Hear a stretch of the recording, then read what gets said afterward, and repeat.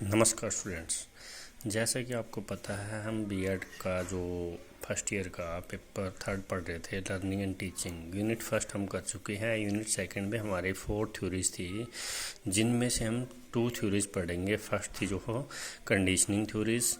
इसका हमने meaning of conditioning theories का, पेवलोव क्लासिकल कंडीशनिंग थ्योरी। पेवलोव ने एक्सपेरिमेंट किया था इन डॉग पे फैक्टर अफेक्टिंग जो कंडीशनिंग एजुकेशनल इम्प्लीकेशंस, इसके बारे में पढ़ेंगे। Meaning of operate conditioning theory BF Skinner द्वारा दी गई थी। इसके एजुकेशनल इम्प्लीकेशन क्या है, ये हमारे यूनिट सेकंड से 2 क्वेश्चन बनते हैं।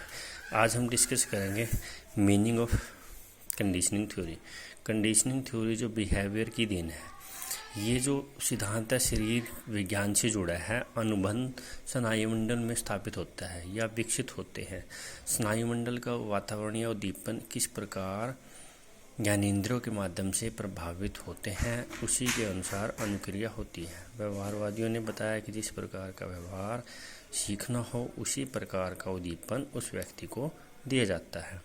मतलब बार बार दिया जाने वाला उद्दीपन उस अनुक्रिया को उत्पन्न करता है। हम कोई भी कार्य बार बार देते हैं तो वो क्या है, उस अनुक्रिया का मतलब उस कार्य को हम लर्निंग के द्वारा सीख जाते हैं। पेवलोव ने किसके डॉग पर, कुत्ते पर किए गए प्रयोग तथा थॉर्नडाइक द्वारा बिल्ली पर किए गए प्रयोगों से यह निश्चित होता है कि हमारे जो ज्ञानेंद्रियों को प्रभावित करने वाले उद्दीपन जिन अनुक्रिया को उत्पन्न करते हैं, उनके बार बार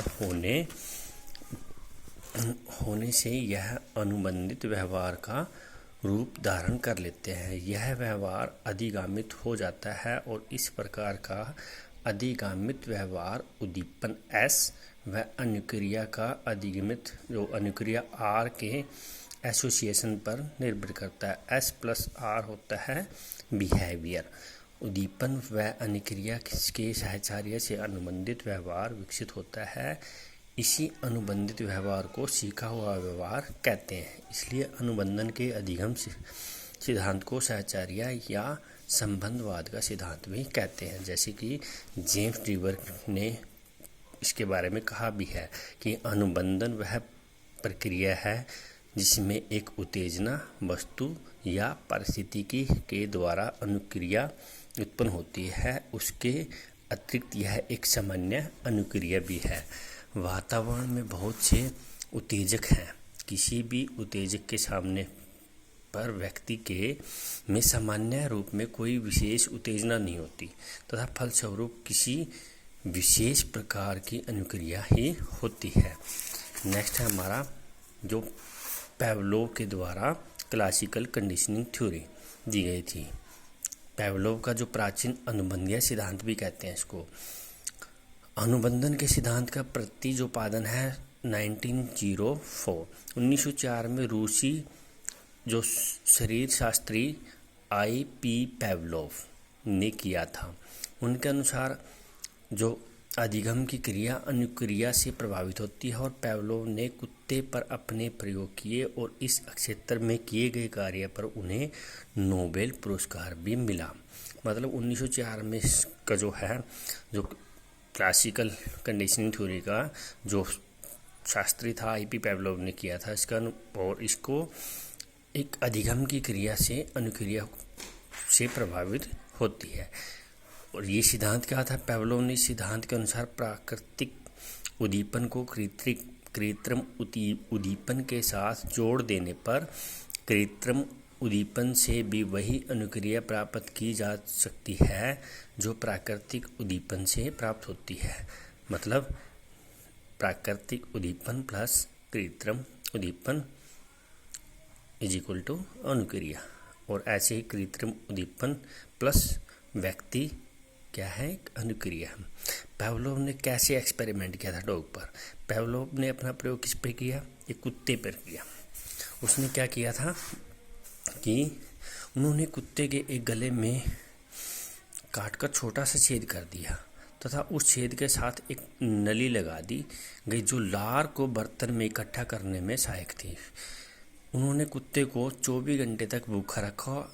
वह कुत्ते को खड़ा करने के लिए एक विशेष प्रकार का यंत्र बनाया गया। भूखे कुत्ते के सामने भोजन रखा गया और भोजन को देखकर कुत्ते के मुंह में लार उत्पन्न होती है क्योंकि वो भूखा था। और स्वाभाविक उद्दीपन भोजन तथा स्वाभाविक प्रतिक्रिया क्या थी हमारी? लार। मतलब भोजन तो स्वाभाविक उद्दीपक था तो स्वाभाविक प्रतिक्रिया क्या होगी? लार।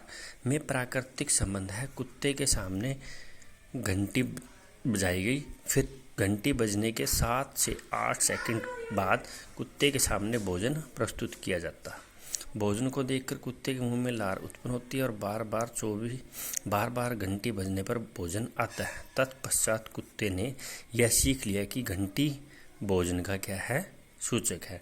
अब भोजन प्रस्तुत नहीं किया गया, केवल घंटी ही बजाएगी। भोजन की अनुपस्थिति में भी कुत्ते के मुंह से पर्याप्त मात्रा में लार स्रावित होती है। अतः क्लासिकल कंडीशनिंग थ्योरी को इस प्रकार दिखाया गया, प्रदर्शित किया जा सकता है कि भोजन इज इक्वल टू लार, घंटी प्लस भोजन लार, और उसके बाद है आफ्टर ट्रेनिंग एंड रिपीटिशन घंटी क्या है? तार। इस प्रयोग के आधार पर पावलोव ने स्पष्ट किया कि भोजन के पश्चात लार स्रावित होना सामान्य बात है, किंतु घंटी में लार उत्पन्न करने की अक्षमता नहीं है, परंतु सीखने द्वारा यह अक्षमता भी उत्पन्न की जा सकती है। संक्षेप में हम कह सकते हैं पावलोव द्वारा निकाले गए जो कंक्लूजन क्या है? सबसे फर्स्ट, प्रत्येक उद्दीपक के प्रति एक स्वाभाविक प्रक्रिया जरूर होती है। इस प्रयोग में भोजन की जो उपस्थिति में लार का टपकना क्या है? स्वाभाविक प्रतिक्रिया। Thank you.